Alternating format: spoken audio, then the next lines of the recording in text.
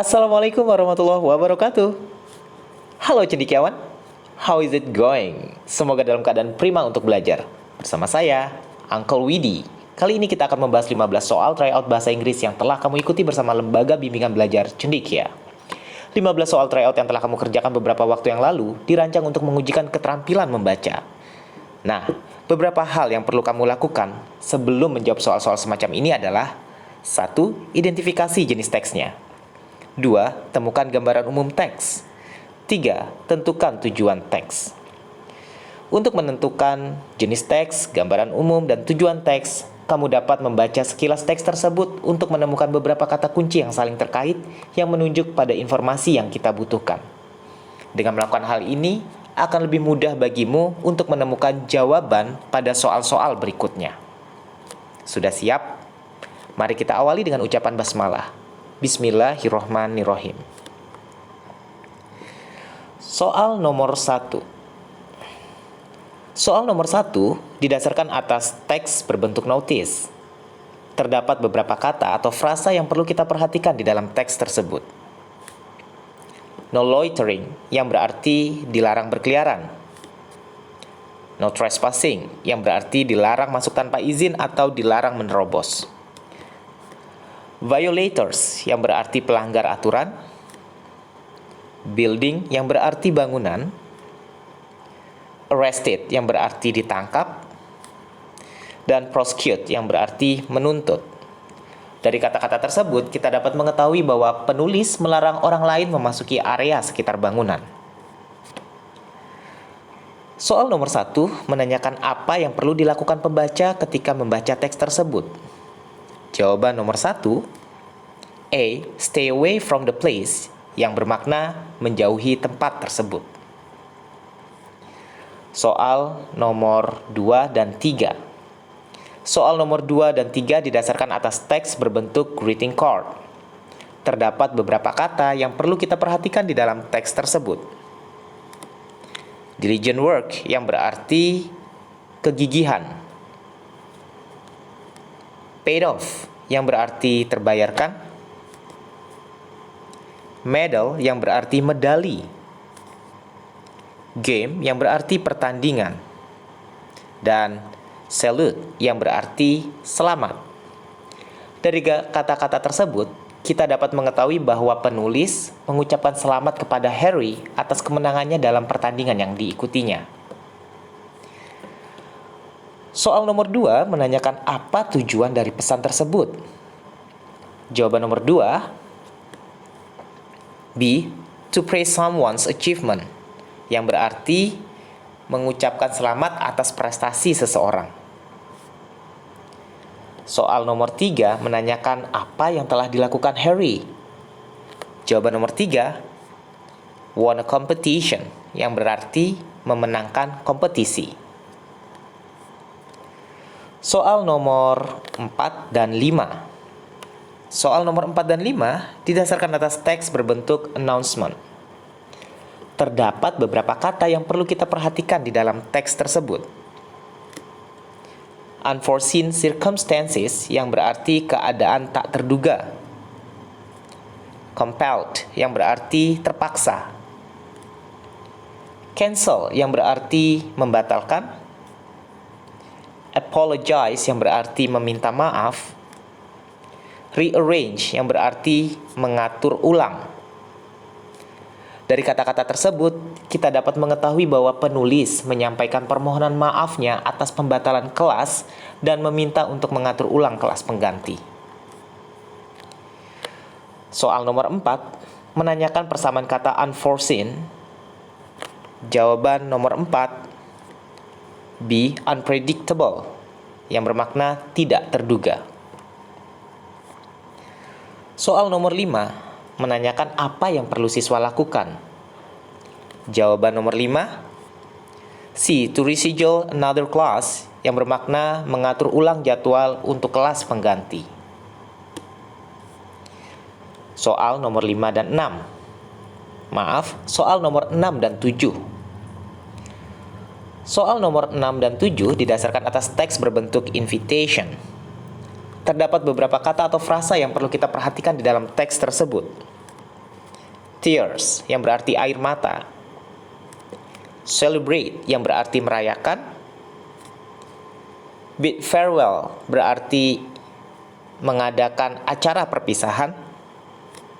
She yang berarti dia yang ditujukan untuk perempuan. Heads off yang berarti menuju atau dalam hal ini pindah. Dari kata-kata tersebut kita dapat mengetahui bahwa penulis mengundang pembaca untuk menghadiri pesta perpisahan untuk Taylor. Soal nomor 6 menanyakan apa tujuan acara tersebut. Jawaban nomor 6. C. Say goodbye to Taylor, yang bermakna mengucapkan selamat jalan kepada Taylor. Soal nomor 7 menanyakan apa yang dapat disimpulkan tentang Taylor. Jawaban nomor 7. A. Is a female, yang bermakna Taylor adalah seorang wanita. Soal nomor 8 hingga 11. Soal nomor 8 hingga 11 didasarkan atas teks berbentuk procedure. Terdapat beberapa kata yang perlu kita perhatikan di dalam teks tersebut. Use yang berarti menggunakan. Need yang berarti membutuhkan. Open yang berarti membuka. Tapping yang berarti mengetuk.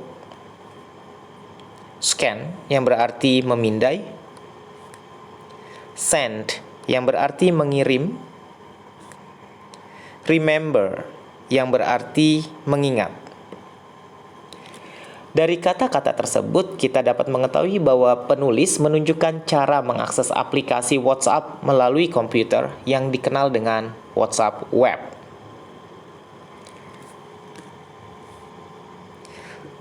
Soal nomor 8 menanyakan apa gambaran umum teks tersebut.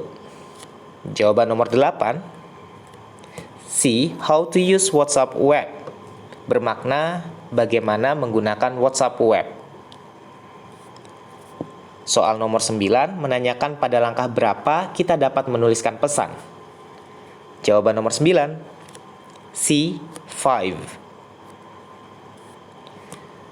Soal nomor 10 menanyakan apa yang dirujuk oleh kata it. Jawaban nomor 10. A. The WhatsApp app. Soal nomor 11 menanyakan apa persamaan kata select. Jawaban nomor 11. C. Click.